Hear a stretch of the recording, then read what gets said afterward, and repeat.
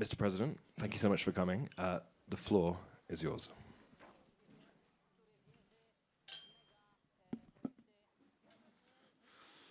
Good afternoon, Excellencies, honorable guests, ladies and gentlemen. It's my great honor to welcome you to today's debate on foreign direct investments in Central and Eastern Europe in the Three Seas Hub, an excellent showcase of our region in Davos. The main advantage of foreign direct investment is that it fuels economic growth, creates employment, and fosters technological progress. Its true meaning is also act as a bridge connecting the aspirations of a host country with the resources and knowledge of foreign investors. FDI brings knowledge, technology, and skills, among others. As a result, it's of strategic importance for almost every economy. Ladies and gentlemen, investing in Central and Eastern Europe can be a great opportunity for companies looking to expand and grow. The Three Seas countries are natural partners for multinational corporations due to their untapped investment potential and business-friendly environment. The countries of the Three Seas have achieved greater economic growth than at the developed markets. We are one of the fastest growing regions in a world with forecasted GDP growth of 35% by 2030. As members of NATO and the European Union, we offer investors stability, security, and very fair protection against corruption. Our region is located at the crossroad of key global logistic routes, which is particularly important now due to redrawing the course of the existing transport corridors.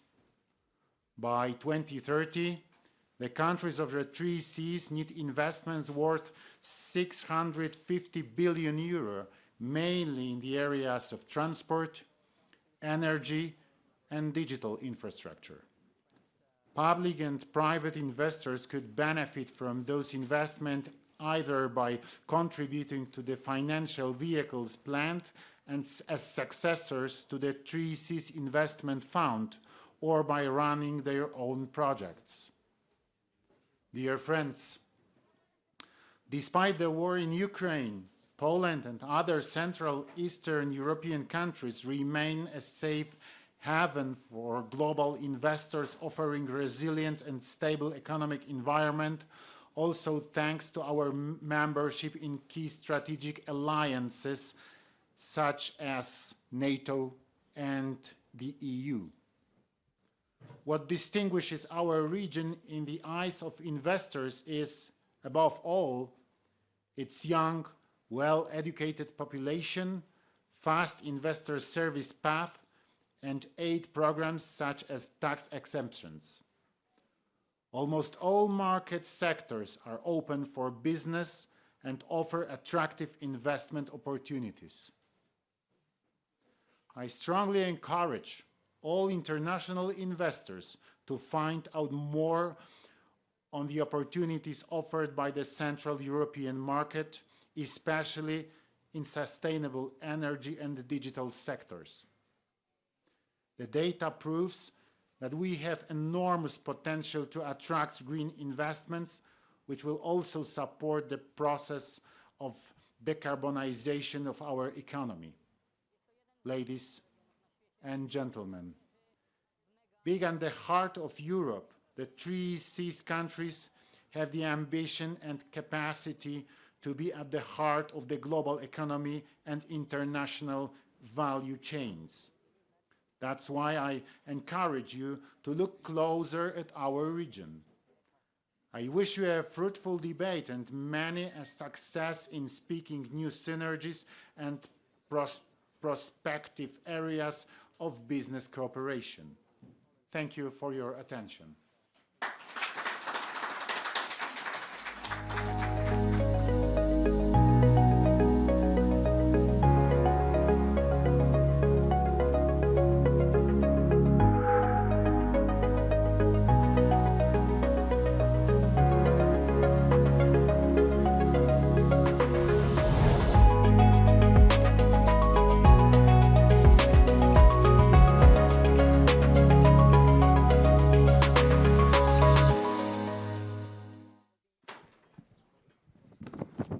Thank you so much, Mr. President, for a very interesting and brilliant scene setter for this panel. I'd like to invite our panelists up to the stage now. I'll introduce them when they're all sat down, so they'll come up. In the meantime, my name is Henry Foy. I'm the Brussels Bureau Chief of the Financial Times. It's a real pleasure to be back here in Davos for the 3Cs Hub. And to be moderating this panel, which I think someone told me that they thought it was the most important one, and I wholeheartedly agree. Great. As I said, brilliant that the President took time out of his incredibly busy schedule to be here and also to set the scene. Guys, please sit down. You're making me feel uncomfortable. Today, we're going to discuss what I believe is the most important issue for the region. Issues, I suppose, the risks and opportunities posed by the myriad challenges that we have: energy, security, talent, of course, technology. And the organizers, who I must not forget to thank, have organized a stellar panel for me. When people say so-and-so's a good moderator, it's nonsense. It's all about the quality of the panel. So let me introduce today's speakers. We'll go this way round. We're very, very fortunate to have Jayee Koffey. She's the Global Head of Enterprise Execution and Chief Corporate Affairs Officer at BNY Mellon. She's here from New York. We have Kevin Turpin, who's the Regional Director of Capital Markets at Colliers. Pavel Nerada, who's the first Vice President of the Managing Board at Poland's Development Bank, BGK. Tony Housh, who's, of course, the Chair of the AmCham Poland. Agnieszka Orłowska, Vice President at ABSL. And last but by no means least, Jarosław Kroc, Senior Managing Director for Central Eastern Europe at Accenture. I know the least about all these issues of anyone on stage. I'm going to speak for the least amount of time. Pavel, I want to start with you, mainly because you have this wonderful role of being inside and outside, right? You invest in other countries in the 3Cs region, but you also understand investment into Poland. The President described the region as a safe haven, despite all the challenges that are facing it. How risky is Central Eastern Europe, in your opinion? Well, I think it's actually a very good question. If you look on the sort of global perspective, clearly the world has become a different place, probably much more risky than it was before. But I think the world, and from that perspective, actually the Poland and the 3Cs actually still look pretty good, if not actually better than before.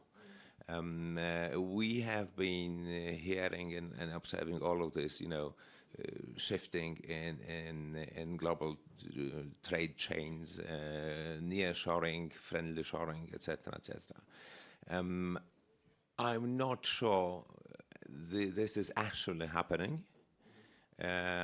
What I can see, especially in Poland and in a broader sense in the region, still we are pretty much benefiting from that perception. There is a lot of, we don't have the data for the entire 2023, but 2022 was definitely the best year for Polish foreign direct investments ever in the history after the 1989. So definitely, as we have heard, this is a region where there is almost 130 million people living within the European Union, with all its benefits of stable, legal, regulatory environment, free movement of goods, people, and capital, etc., etc. These are predominantly highly educated people with a good appetite for work. And I couldn't. I mean, it's not probably for me to say in my BGK Polish Development Bank hat, but as an investor, we actually have a number of funds, also acting internationally in Europe, But in particular, I would focus on this 3Cs investment fund, where we are one of the key shareholders, funding partners, if you like. And we have invested as a fund about short of €1 billion in the 3Cs region. All the investments we have made are obviously following the 3Cs. 3Cs idea about focusing about investing into the infrastructure, digital, energy, and transportation infrastructure.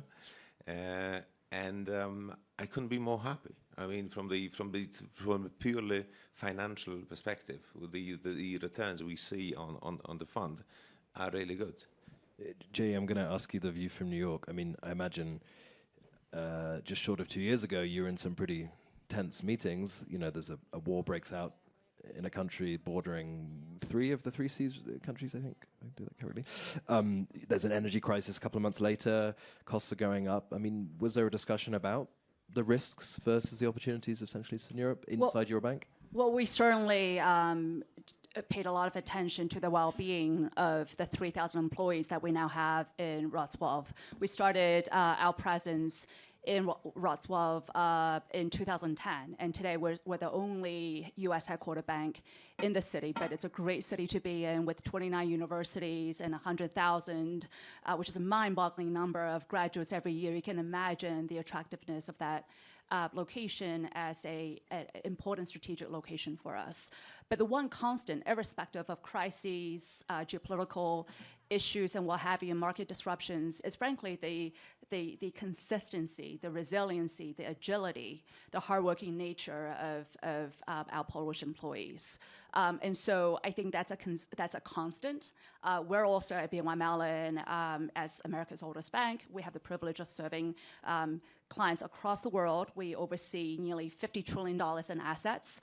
And so the importance of, frankly, being a strategic hub that we can really focus on and growing in, it never crossed our mind that we wouldn't continue. Now, we are in the business of preparing for a variety of outcomes, one of which is, frankly, continue to ensure that we're there to support our Polish employees who've just been so terrific as a contributing force to our global operations. Thanks. Tony, do you think that's a widespread view across all American investors in the region that, yeah, it was a few tense months, maybe weeks, but actually overall the opportunities by far outweigh the risks? Well, I believe so. The opportunities do outweigh the risks, and I think we have seen consistent moves to enhance U.S. investment in the region, literally from day one of the Russian invasion of Ukraine, with announcements that investments will continue, that Poland and Central Europe are safe, secure places. You know, the fact is, Ambassador Brzezinski likes to point out that there are 12,000 U.S. troops in Poland and more scattered around the region, shows that as a strategic bloc, that NATO is strong, the European Union is strong, and it's a safe, stable place. And I think the attractiveness increasingly as more and more companies see the advantage of investing throughout the region and the synergies of doing so, to take advantage of the great human capital that's there, the improving infrastructure. So I do think that we are far outweighing the risk with the opportunities in front of us. Jarosław, you've got obviously operations across the region. Accenture is a major employer. Let's talk a bit about talent. People talk about talent in the risks opportunities category. Is it more of a risk or more of an opportunity at the moment? I mean, I remember when I lived in Poland and I was reporting on Poland every day, I was told, yes, it's great, there are 100 universities in Wrocław, but at some point it will reach saturation. I mean, is talent a risk or an opportunity? Right. Let me first reflect that Poland is a great home for Accenture operations. The very first projects we ran back in 1990, so just a few months after the Mr. Mazowiecki government was established. And since the time, we have grown to 11,000 people in the country and another 11,000 people in the region. So the short story is that we are managing the talents. Of course, there are some aspects which we need to take into consideration as the investors. For example, you know, there is a decreasing number of of engineers and people after science. And this number decreased from 15 per 1,000 people from the age 25-34, okay, back in 2010. And this decreased to 12 people, 12 students these days. Do they all want So to there is a become challenge. journalists? There is an educational challenge as we are sitting here. We should realize this by numbers. This is the educational challenge. Another challenge, interesting, I believe, is the connectivity. We have nice fiber lines connecting our operations through the country, but in terms, for example, of 5G coverage, it is 63% only, and it's far below the average of European Union. So when you think now with the transformation of the nature of work and home office work, it is getting a bit of challenge, right? Of course, there are other challenges, but we are managing them well. We are hiring every year by year, we are hiring around 1.4 thousand people.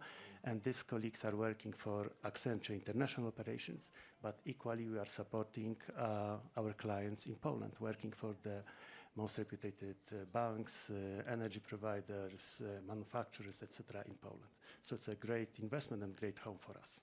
Thank you. Kevin, I mentioned energy as a risk opportunity factor. Obviously, climate change is happening. No one's denying this, and companies are keen to ensure their footprints are energy efficient, right? I mean, is that a risk in this Three Seas region where maybe there isn't that same kind of focus? The energy mix maybe isn't as green as Western Europe. I mean, as a major real estate player, what do you hear from foreign investors when they're trying to set up big operations, big offices in countries like Poland? No, certainly. I mean, for those of you who are unaware, I mean, real estate is responsible for about 40% of global emissions. And there's a long way to go to making that more green, and a large proportion of that comes from the energy mix within the countries of our region. Not every country in our region has the right mix. Increasingly, more companies are legislatively or legally required to report on a lot more of their impact on the environment, and that involves obviously their usage of energy. And but also one of the best ways to use energy, or is not to use energy, essentially, is to become more efficient. And again, there's a lot of efficiencies that companies are looking for in their buildings to be delivered. And as I said, there is still a long way to go in doing that, and that's also why, as a company, we're also investing a lot into helping investors who are outside the country, but also currently inside the country, to understand those risks going forward. And just to finish off on why, what investors are saying is that, yes, they are concerned that, some of the countries in our region, will be unable to provide that energy security and diversity of energy supply, and that is an ongoing concern for them. So we, as a region, we need to address that and get our heads around it. It's fascinating. Is that directly related to the fallouts from the Russian full-scale invasion of Ukraine, or does it precede that?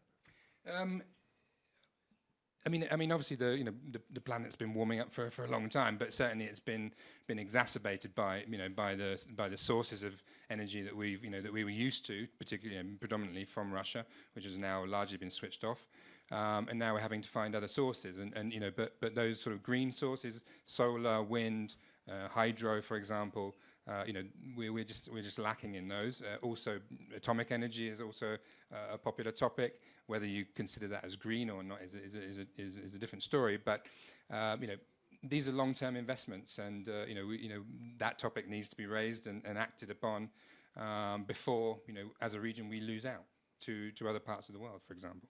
Agnieszka, I know ESG is your wheelhouse. I mean, is what Kevin's saying there chiming with what you hear from partners of ABSL, people that are looking to invest?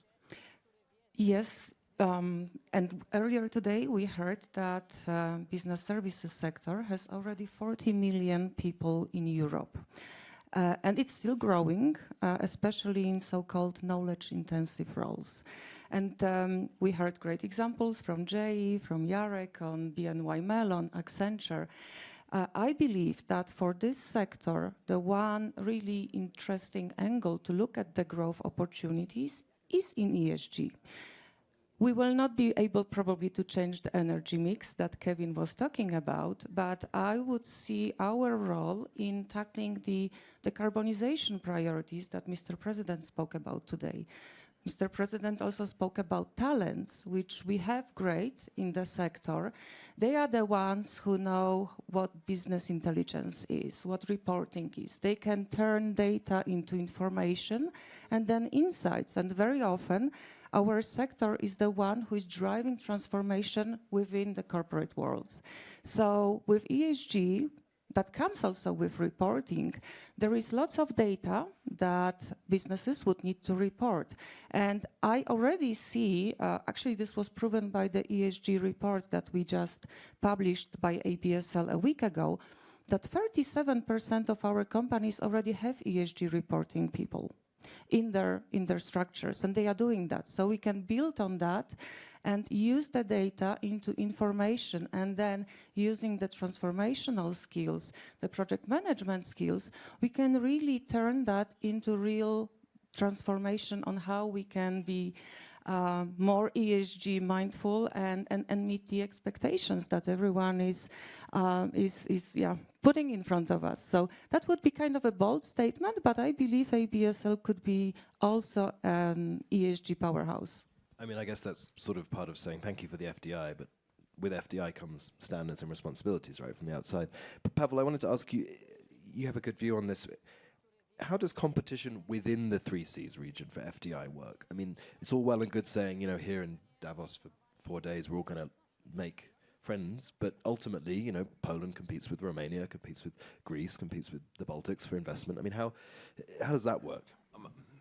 I think it's actually quite important to understand it's not really about the competition. It may seem so, I don't know, 20 years ago in the 90s that basically whatever you are looking on how to attract the FDI, in fact the only factor was who can give bigger waivers, tax waivers or subsidies. Which is wrong, which is not how we by the way, how we at BGK would look at it at all, because we are looking on something much more comprehensive of creating value, not giving a waiver.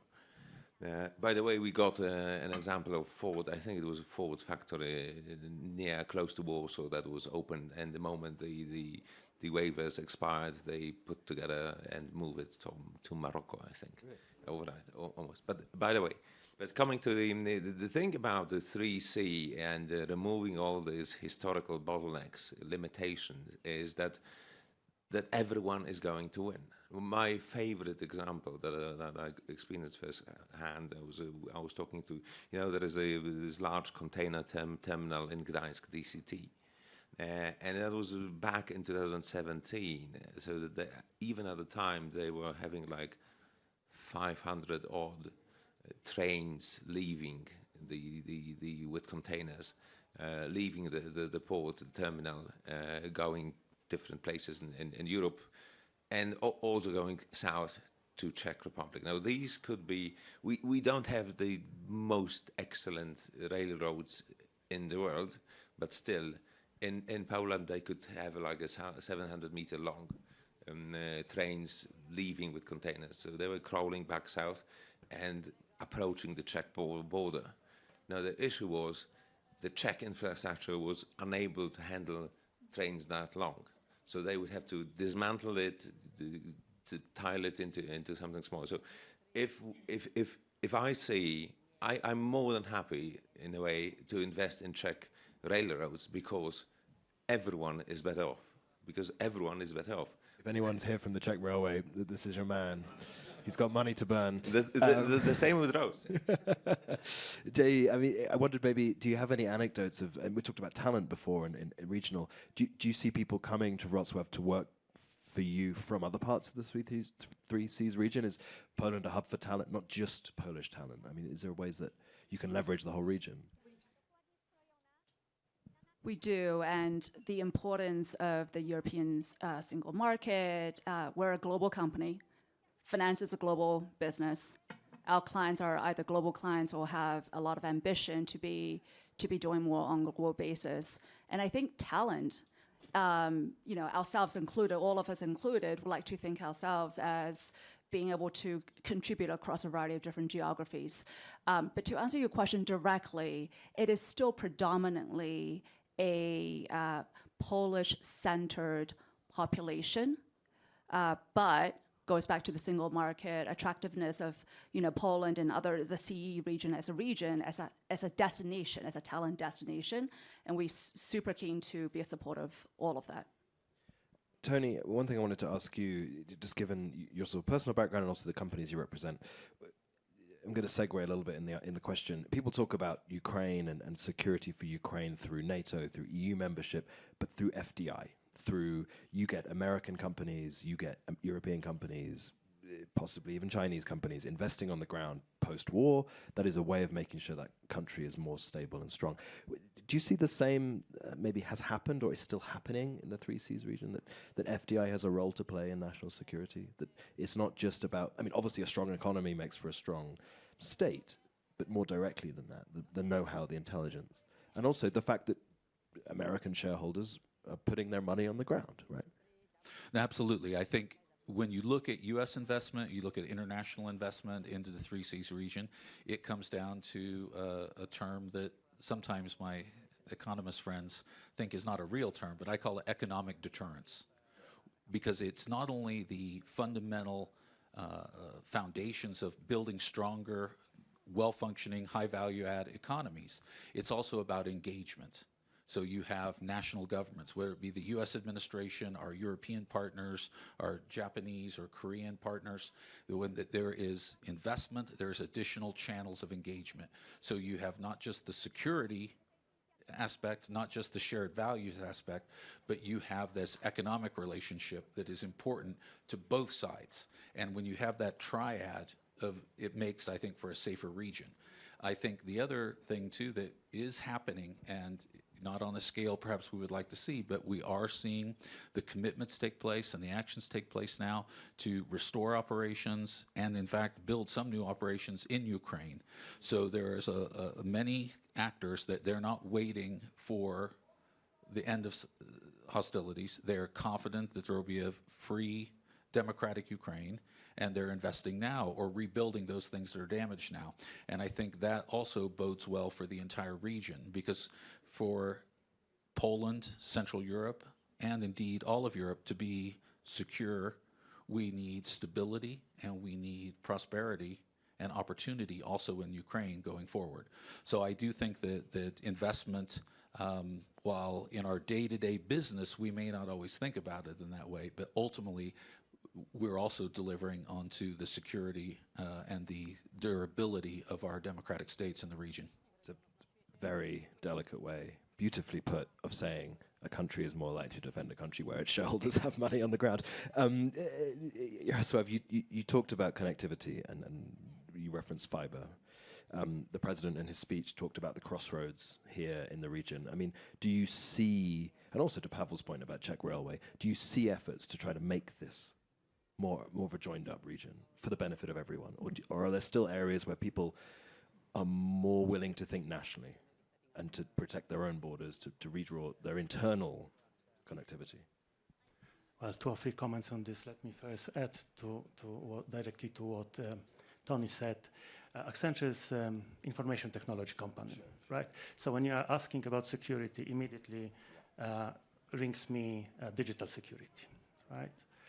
And what we should be maybe working in Poland and maybe in the region is the creation of national or regional security agency, organization which is putting the umbrella, digital umbrella, over the operations of the lives of people in the region. You see, we are noticing thousands and thousands of attacks every day. Cyber attacks, and it will be only intensified, most probably, right? And these national security agencies, they exist in the UK, they exist in Germany, they exist in Italy. So an organization who's putting the standards of our behaving, how the society should behave in the digital space, and controls, monitors, and at the end, defends ourselves. So this is for sure an important point. The other, talking about, say, physical security. Interestingly, I read a report prepared by 3 colleagues, I believe from Latvia and Lithuania. They were analyzing the diversification and security of energy. And Czech Republic is ranking very high in this report for 3 or 4 reasons. And this is a good example for ourselves or for Poland. First is the right diversification of sources. Second is demonopolization of the companies providing energy in the country. The third aspect is the interconnectivity. Interconnectivity is exactly the cooperation between the countries, not only, say, on all energy sources. The more hubs you are having in the region, the more secure you are as the partner or the country in this region. So, and Czechs is very, very high in this ranking. The fourth element for Czech going very much in favor is the way they storage the energy. Okay, they prepared big storage of the natural gas. Poland we are having also, but not at the same scale. I was struck walking here, and I'm sure everybody else has. Every other building is about AI, right? I mean, like, they all tell you that they understand it best, and they can't all be right, right? Like that's they can't all be right. But I feel it does. I mean, now I'm falling into the trap, right? Because I'm doing the same thing. We should talk about AI, well, at least for 10 minutes. Is that a threat? Is it a risk for the region, or is it an opportunity? I mean, you know, there are, and I know this from personal experience. There are some brilliant, young, talented people, as the president said in his speech, in this region. But it's a global market with AI, right? It's not about where you're based. You could have a computer server in Colombia doing work for a bank in America. Maybe not Colombia, whatever. Do you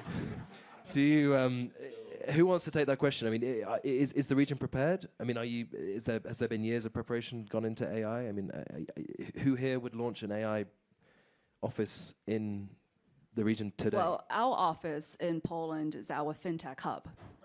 And so we recently formally stood up an AI hub, right? And with the talent base that we talked about, you know, Poland in the region is very well positioned, assuming that some of the prerequisites that my panelists talk about continue to sustain themselves, you know, cybersecurity, clarity of regulation, et cetera.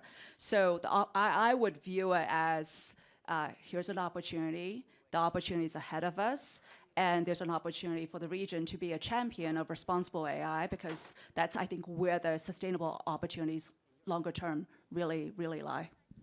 And maybe I will add on that because, well, AI is kind of part of our daily jobs in business services. We know AI, it helps us, we are friends with AI. And me, being always an optimist, I also think about AI as an opportunity for ESG for the future. When Kevin mentioned energy efficiency, I immediately asked myself a question. If we give AI in the hands of our transformation guys in business services, what conclusions would they come up together to improve the energy efficiency? Because that's the easiest thing, I guess, now to tackle without huge investments that we need anyway. But I would still say AI is a huge opportunity for us. Of course, if we do it wisely, smartly, that's condition. Yeah, I would also see that in the ESG space. Is there a risk that post-1991, etc., there was a huge amount of work done in this region by differentiating itself in certain regulatory areas from Western Europe, and you could sort of play the differential. With AI, it looks like the standards, the regulations are being set by Brussels in the center. So the same rules will apply to Germany as apply to Poland, as apply to Romania, etc. Is that a worry? I mean, already Emmanuel Macron, President of France, has said that the AI Act is too restrictive. It doesn't allow enough freedom and creativity for European companies. This is a region that has done very well by being about freedom and creativity. I appreciate. Yes. No, Thank you, Kevin. I'm only going to borrow what I heard earlier because there was a session on AI earlier on today, and that was one of Isn't that what AI does, though? It listens to what you've been said in the past and exactly. spits it out in a different way. Absolutely. So again, yeah, obviously they talked about this topic, and obviously too much it's having the right balance, because too much regulation maybe stifles innovation, and not enough makes people worried and concerned about it, that it's it's just going to take over our lives and we'll all be obsolete. So yeah, it's about getting that right balance, and obviously as a region we work very well together, and we respect that, and there's mutual respect there. But other regions of the world may not have that, and may exploit that fact if given that. So, but given the fact that in many of our countries we are short of talent, i.e. physically. We're not very large countries in comparison to markets like India and China. We can use AI to free up that talent to work on more other more important factors than the sort of the more mundane. So there's a lot of opportunity, but it needs to be managed and balanced correctly. Yeah. Sorry, Tony. I was just going to add that the discussion that everyone is having from the European level, in Washington, around the world, about AI regulation and how you do that, it's literally the same argument we've had about the internet. It's the same argument we've had about personal data. It's the same argument we've had about environmental and chemical standards. Where is that point that provides balance for prosperity and economic growth and stability without being a Wild West?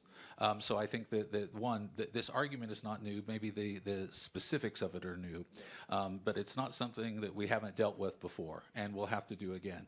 The second thing I would add about AI is why it is important that we get the regulatory mix right to be as creative as possible, because we are, for lack of a better word, we are in another type of great power competition.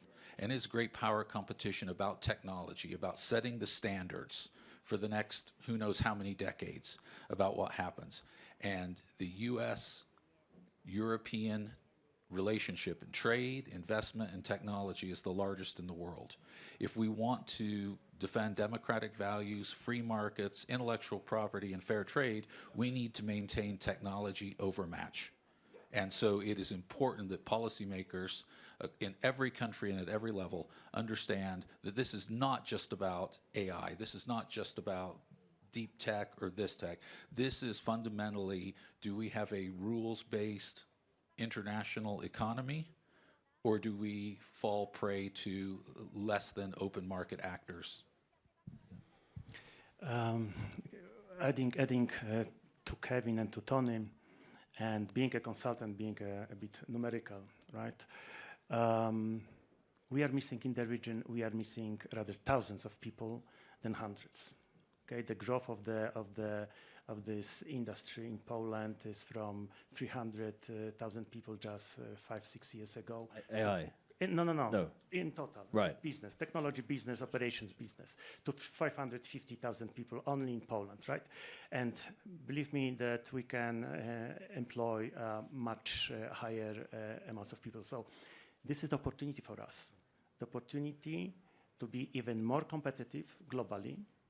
And as Accenture, we have done a study. We analyzed 18,000 jobs from all industries, and we divided the jobs into the tasks, and we try to analyze which task can be specifically performed by the artificial intelligence. And there's of course big range. The range is between 9% in some task up to 63% in the other task. The average is between 35 to 40%. So this is the opportunity. This is the opportunity for us to further grow, to be more competitive on the global level as the region. And as Tony said, this is another revolution. We were successful with internet deployment. We were successful in the deployment of many other technology aspects in our lives, and this is just opportunity. We should be looking with this as the chance. Well, I mean, most studies globally will tell you that one of the most vulnerable industries to AI is the press. So maybe in a year's time there'll just be a bot moderating this panel. But while I still have the mic, I will ask a question that nobody here is prepared for, or at least I didn't tell them to prepare for it. Last night in Iowa, a former president won the caucuses by the largest amount ever in history for a contested caucus. Is the possible return of Donald Trump a risk or an opportunity for foreign direct investment in Central and Eastern Europe? Pavel, you haven't spoken for a while. I knew it.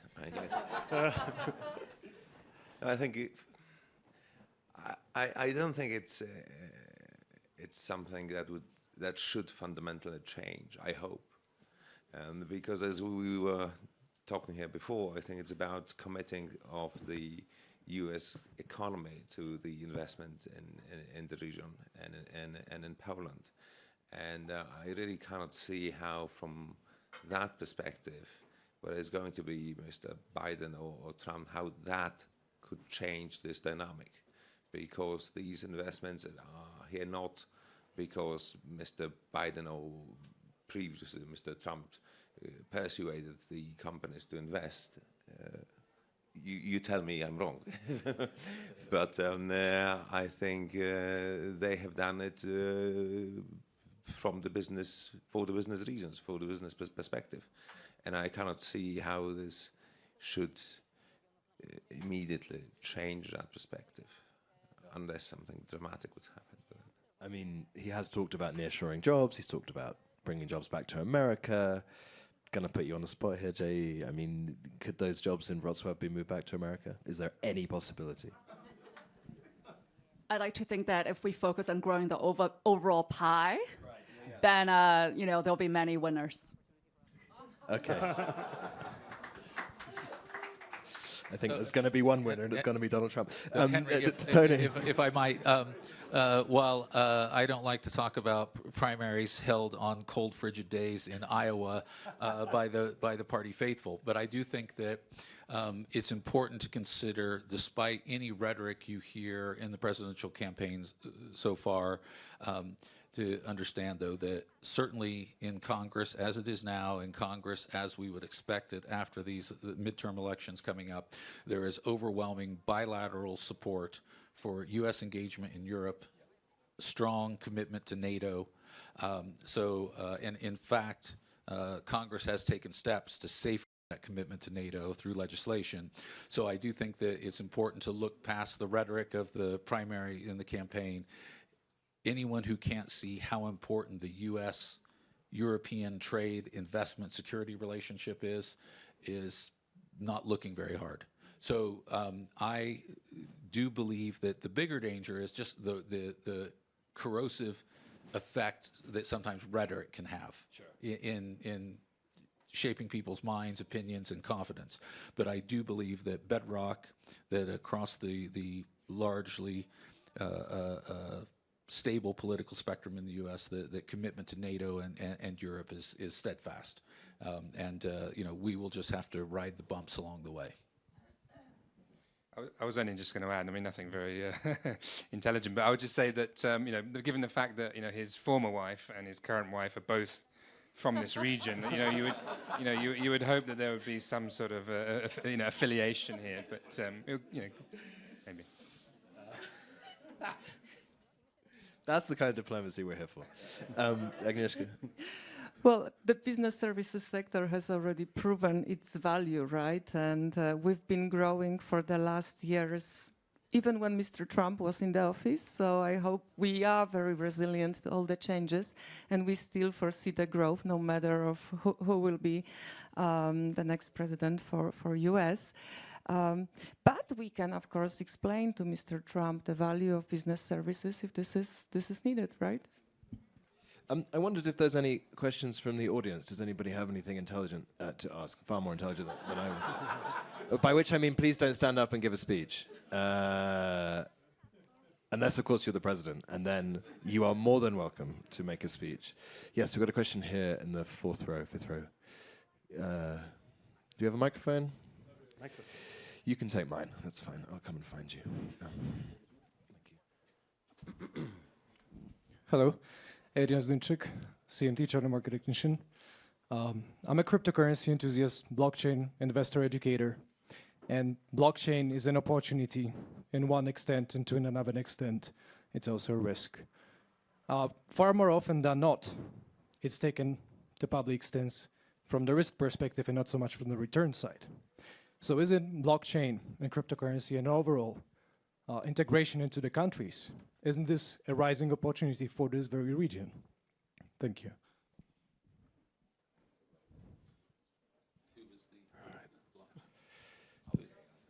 I am not a blockchain person. However, I do think that if we can find ways to understand and utilize secure transaction tools in a world where increasingly we see higher rates of cyber attack, higher rates of disinformation, ways to protect intellectual property, to protect value and assets.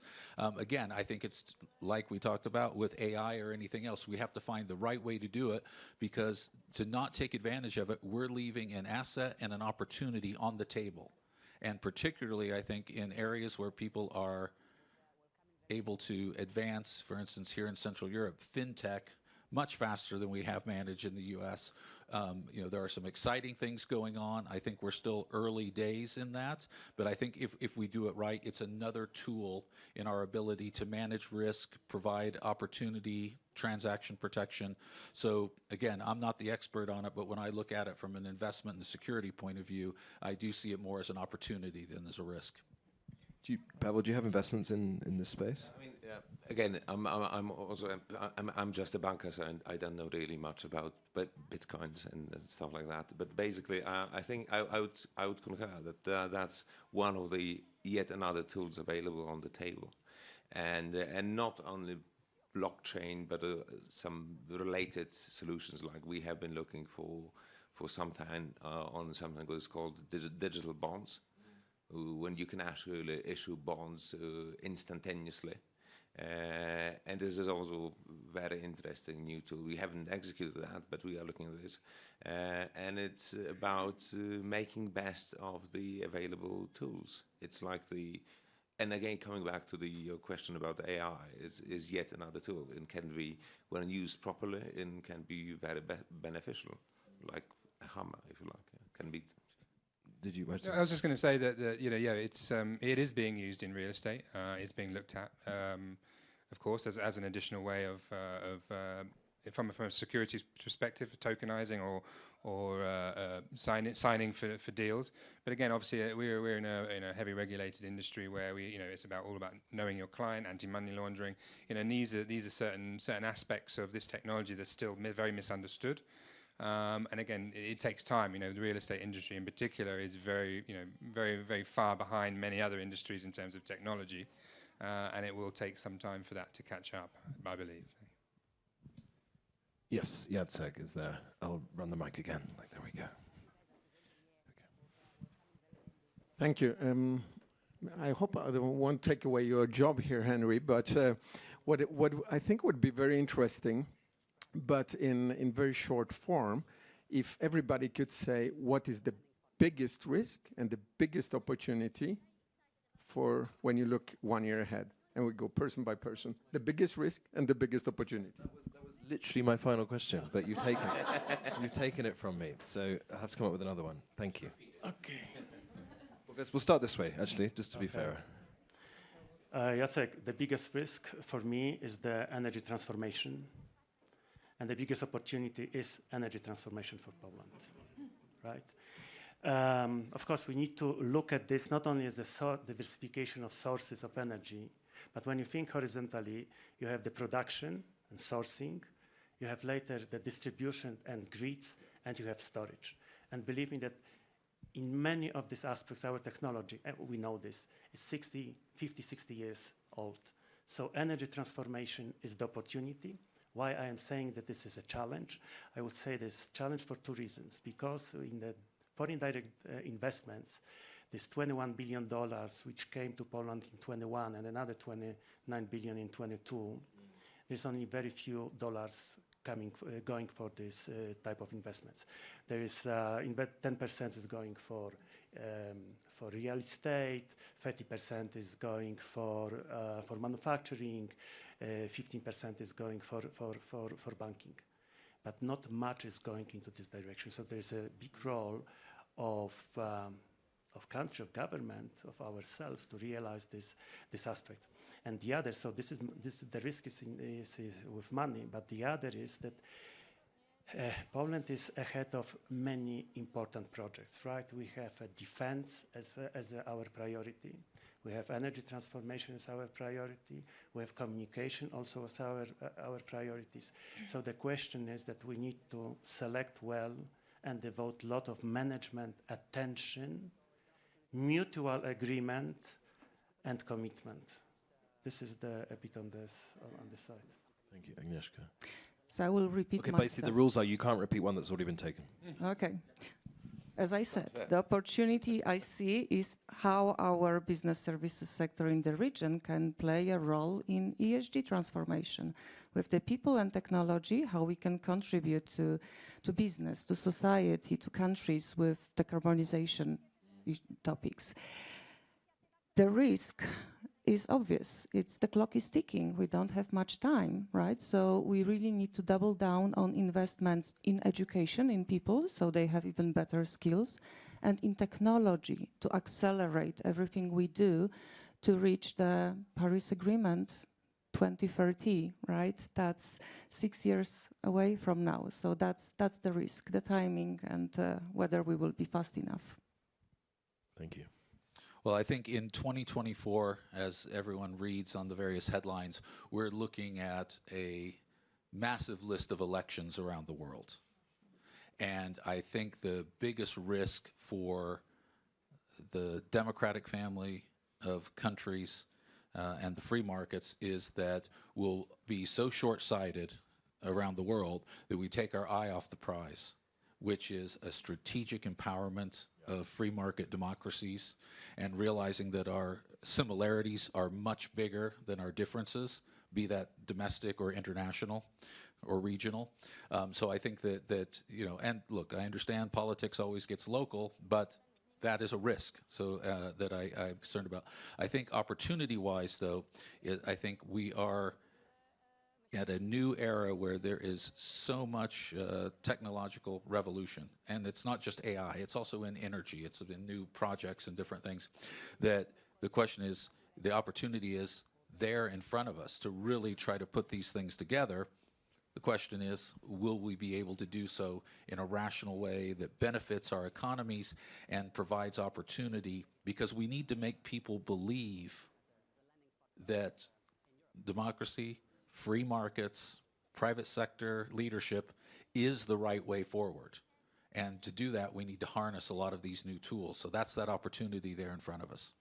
Hear, hear. Pavel. All right, you have taken energy from me. I would say access to the available energy is one of the key factors. But since that's taken, I would then say it's the integration of logistics and interconnectivity, as we were actually discussing, especially for the region, especially again in energy, but nobody says energy. And the threat, I would probably also second what Tony said, which is the war and the social unrest. And I think it is unfortunately becoming much more real as a threat for the world as it was even a year ago. So that's. Thank you. Kevin. I think I'll have to touch upon obviously the economy. You know, obviously a lot of the discussion here this week is obviously around investment, and of course, you know, we're currently in an environment where, you know, the cost of capital is the highest it's been in more than a decade. You know, and the requirements to invest does mean borrowing money at significantly higher costs. So this is obviously a strong risk that, you know, those investments will not happen because you know, the numbers just don't stack up. And, you know, we have seen that in the last 12 months in many of the investment sectors. So, you know, again, obviously collectively we need to address what's happening, and of course these all stem from many of the multiple topics that have just been touched upon right now. Yeah. I would just very quickly say business-friendly environment, and I don't just mean business-friendly environment for large multinationals, because the vibrancy of local businesses is pretty darn important to us in Poland and the region as well. So that to me is the biggest source of opportunity and risk, and it happens to be something that the region actually does have a decent amount of control over. I'll leave it there. And so will I. We've run out of time, so thank you very much all for coming. I want to first hold that. I want to first say a big thanks to the president for giving up his time and his insight today. It's a real pleasure, and a huge thanks to the panel, to Jayee, to Kevin, to Pavel, to Tony, Agnieszka, and to Jarosław. I've been Henry Foy. Thank you so much. Have a great rest of your evening. Take care.